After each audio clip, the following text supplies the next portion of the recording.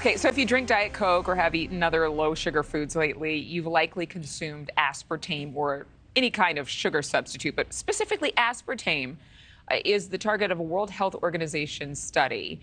They are set to announce that this could be, quote, a possible carcinogen to humans. Reuters reports the announcement could formally come down July 14th from the International Agency for Research on Cancer. News Nation medical contributor Dr. Dave Montgomery is here. Dr. Dave, I have a personal story. I have a friend, 25 years ago, she was like in her 20s. She went to a doctor, she had polyps, and the doctor said she was at heightened risk for colon cancer and to never drink anything with aspartame in it, no diet soda. I know that's one doctor, but if you go online, you can find stuff from people who say it's not good for us. Why has it taken so long for the World Health Organization and the greater medical community to actually announce this? Yeah. Good morning to you, Adrian. I think this is on the minds of everybody. Why are we relitigating, this case again? It turns out that there was a large study in France. 100,000 people were surveyed about non-nutritive sweetener consumption. And this is an epidemiologic study. So this is really important, Adrian, for us to point out for people.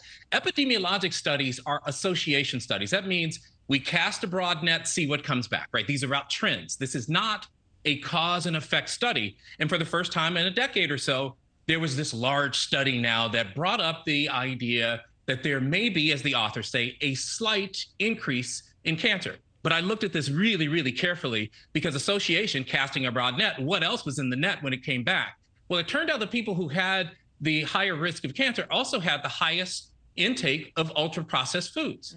They were also far and away the more likely to be smokers and the least likely to consume fiber, fruit, and vegetables. So again, we casted this broad net. It doesn't mean that the non-nutritive sweeteners, there were 6 of them, cause cancer. That just means there was an association here. We have to be careful with this. I think that's a very important note, and I'm glad you cleared that up because obviously if you take these sweeteners, you may have other unhealthy habits like the study found.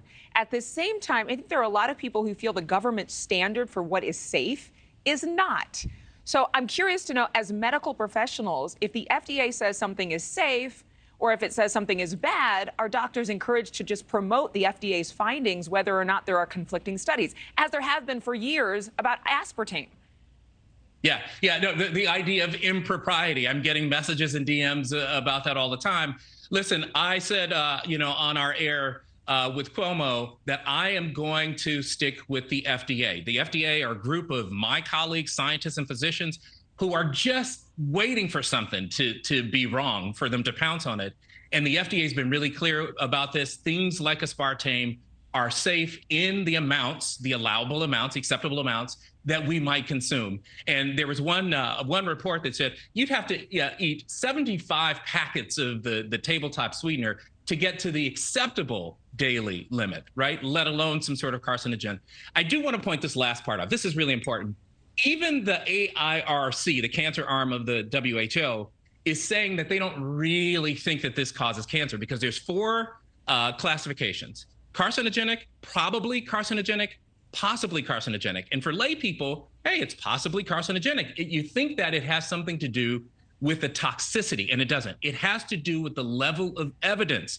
And when it's the second to last, possibly carcinogenic, what they are saying is we don't have evidence in humans enough to support a claim of carcinogen, and we barely have sufficient evidence in animals. We've got to take this into context and go with the FDA on this one. I think that, like you said, you mentioned, you'd have to consume so much, but I know people who put like 6 packets of Equal in their coffee. If you do that over a certain amount of years, there could be some concerns. According to this data, really, when you think about the lifestyle effects and the whatever those big words that you used earlier, study, really quickly, should people stop eating aspartame? We only have a few seconds left. Here's what I tell people to do. If you have a risk for cancer, don't overconsume any sweetener because we know that sugar and non-nutritive sweeteners are just not going to be the way to go. And if you don't know your risk for cancer, go hire a doctor right now expressly about getting your risk for cancer and, getting the testing done for risk for cancer. I would love to have a longer conversation with you. I think there are plenty of studies that show that sugar substitutes do the same thing chemically in the body as regular sugar does, and that's a reason why some people should be concerned. But we can talk longer later because we're out of time. You're amazing. We love having you on, Dr. Dave. Thank you. Great to be with you, Adrian. Yeah, I'll never